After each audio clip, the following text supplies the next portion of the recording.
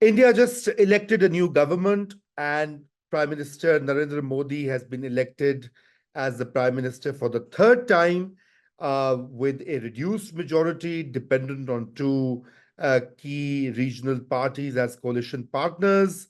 What are the lessons for Pakistan from the evolution of Indian democracy, its electoral exercises, and the way its political and civil society work?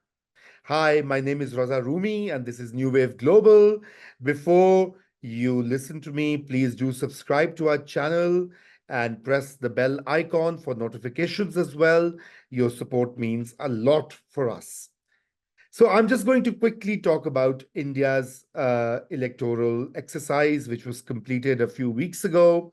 And as you know, India is termed as the largest democracy in the world with the greatest number of voters. Hundreds of millions of people voted in phases over the past few months, leading to the results in early June, which were quite dramatic and shocking, even for the ruling party, which has formed the new government, but the results were contrary to the expectations of the Indian Prime Minister, who has ruled for almost a decade now, well, more than a decade, and who has not only, I mean, who is not only popular, but exercises vast control over the Indian institutions, Indian publics, as well as the other levers of power which determine how power is exercised within the Indian context. Now, India and Pakistan became independent almost the same day, 1947. The trajectories have been very different. Pakistan could not even create a constitution for many decades, while India uh, drafted a constitution, started holding elections regularly, and save a couple of years under the emergency imposed by Indira Gandhi, India has been a democracy ever since. And of course, it's not a perfect democracy. It has many issues, many warts, many flaws, but it does allow its people to vote, to select a government that can lead them, and does it in a remarkably orderly fashion. So I think there are many lessons there, especially these election results. What should the Pakistanis be watching and learning from them? The first important thing is that it is people who are the final arbiters of who rules them, number one. And secondly, you have to allow people to make their choices. In Pakistan, elections are almost always manipulated. The outcomes are known even before the electoral exercise is finished. And there is inordinate intervention by the executive, by the military, by the judiciary. And over time, this has become so drastic that people have started losing faith in the democratic process. But in Pakistan, also, the elections were held in February.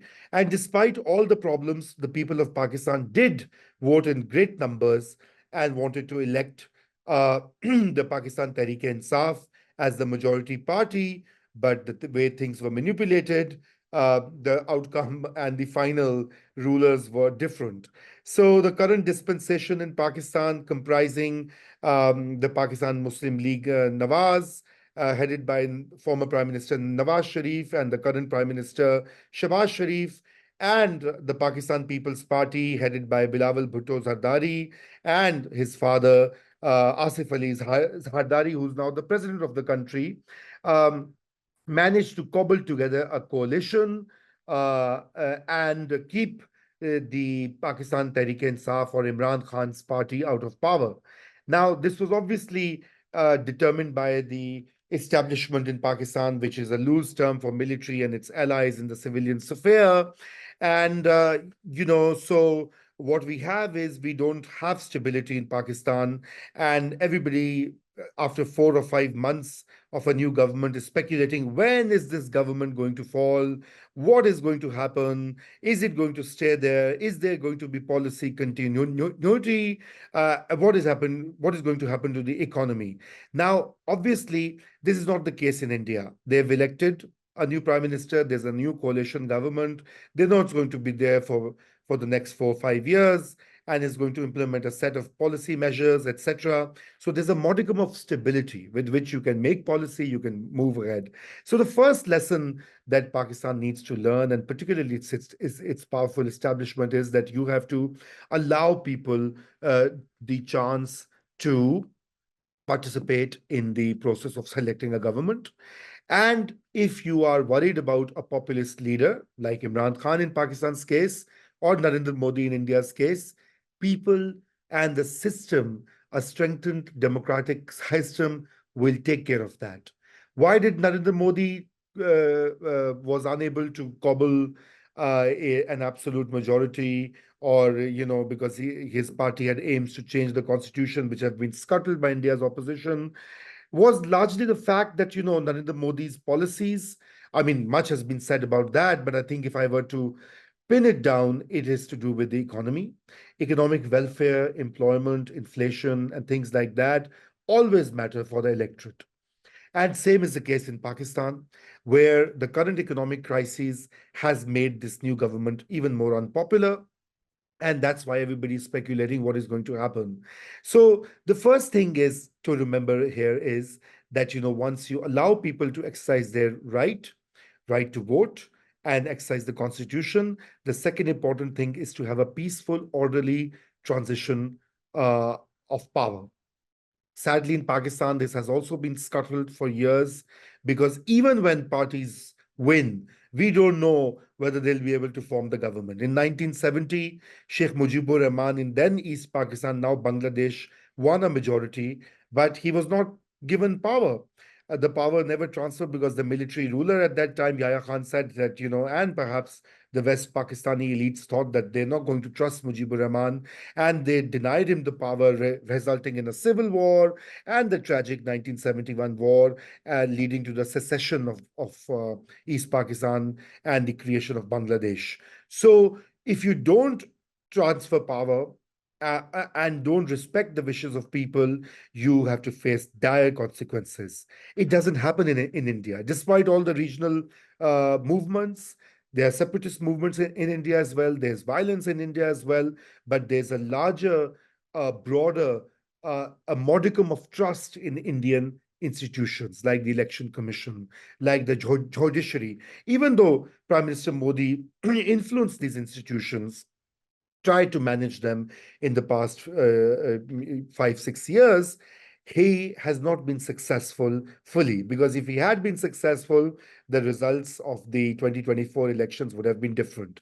So the second lesson for Pakistan is trust institutions, build them, strengthen them, because ultimately they are a measure of any society, any government, any country's stability and power.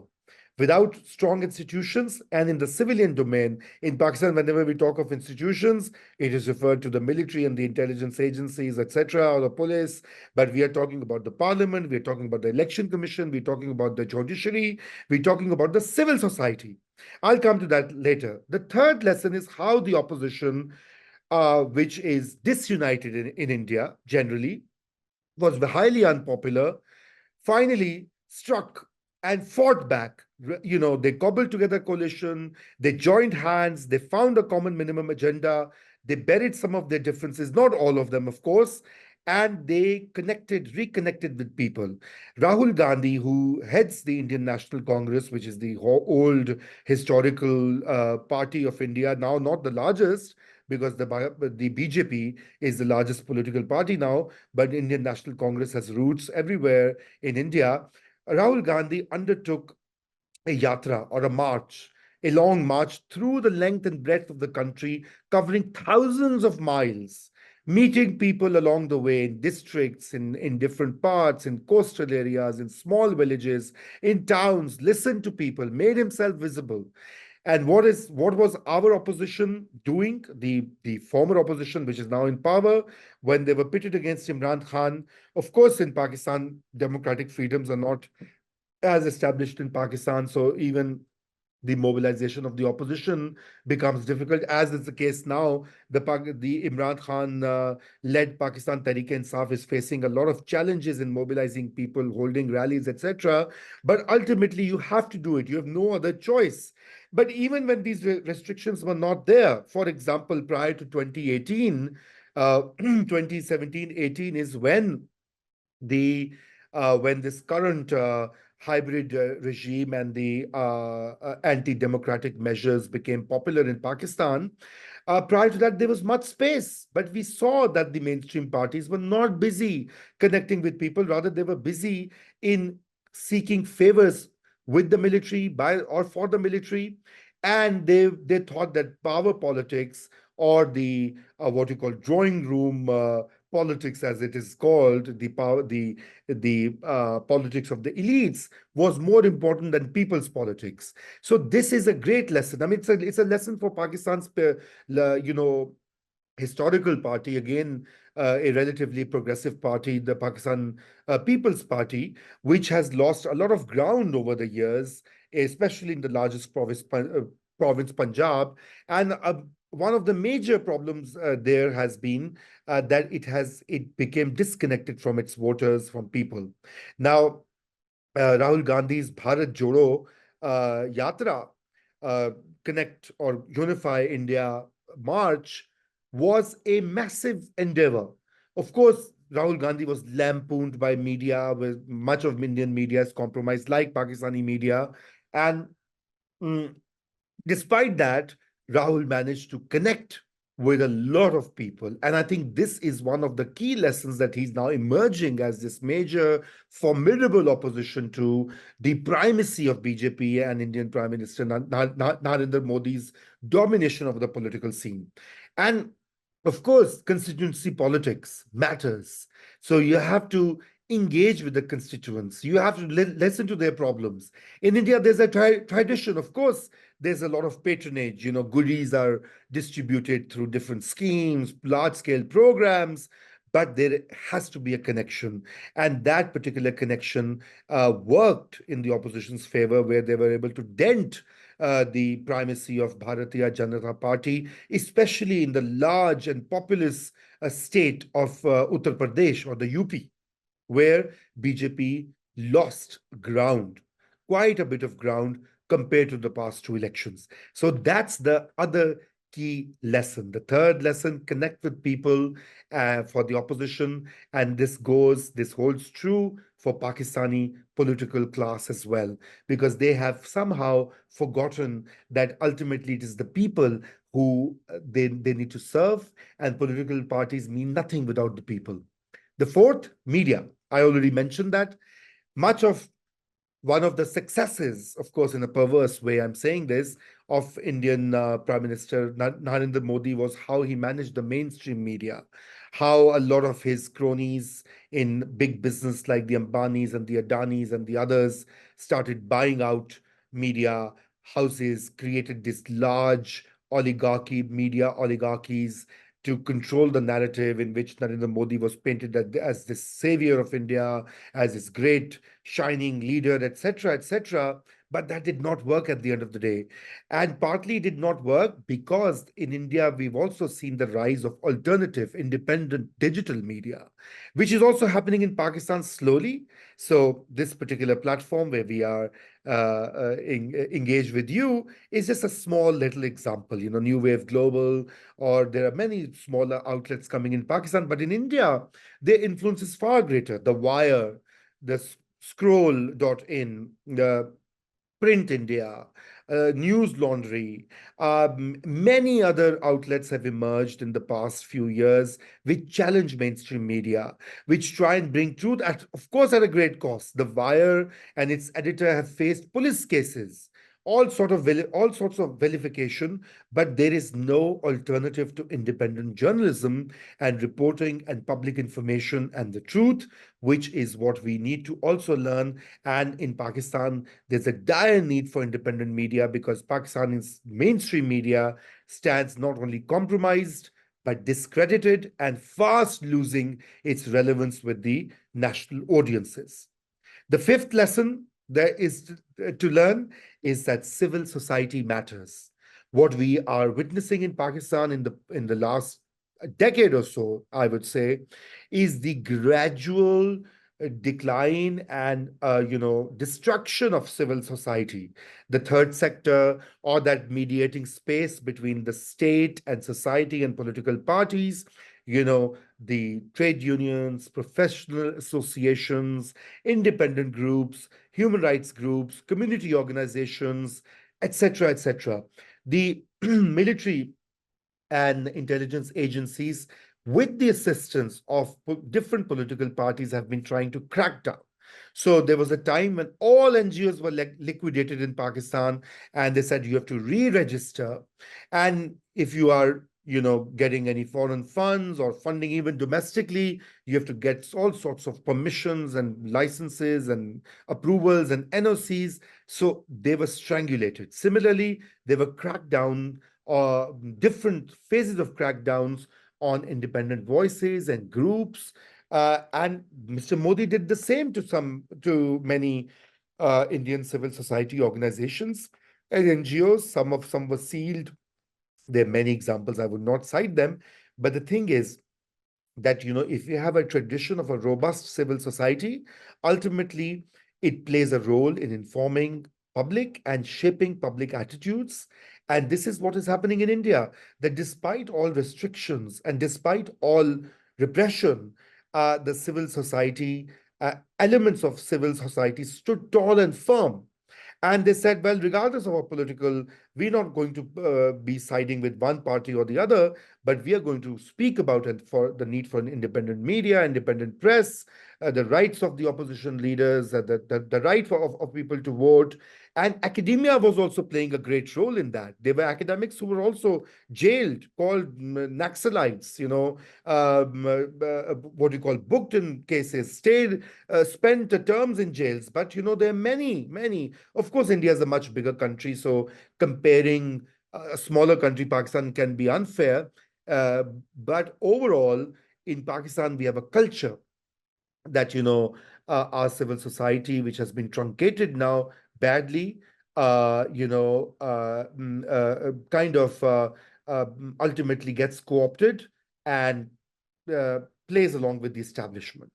And final lesson for Pakistanis and Pakistan's political class is that nothing is permanent. No measure of popularity, quote unquote, stays forever. There was a time, a year ago, 2 years ago, Mr. Narendra Modi seemed invincible. He was going to get another term, and people were saying he's going to change the constitution. He'll have 400 seats in the Lok Sabha, the parliament, and he's here to stay. Especially Mr. Modi's, propagandists and his apologists, of which there are many, many, said that, he's finally India has found a leader, a strong man, etc., etc. But no, despite all of that, ultimately what mattered was what were the economic conditions of people. And in India, high unemployment rates, high youth unemployment, inequalities, regional inequalities, income inequalities played a major role. And this is what is a lesson for Pakistan's ruling classes, its political parties, but also its powerful establishment, that if you don't focus on people's welfare and you keep on churning out propaganda, etc., you will lose support and you will lose faith. So I think I'll end here. I just wanted to cite some of the key, comparative pointers. Of course, these are two different contexts. Some of the comparisons may not even be fully valid, but I think there's a lot that we can learn from our quote unquote enemy across the border. Learn from their democracy, learn from their civil society, learn from their political class, and learn in the importance of institutions that we have damaged to the point perhaps of no return. And I hope I'm wrong. And we continue to damage them, and that must stop. And that is why we need to pay attention to what is happening in the neighborhood. So goodbye and hope to see you again very soon.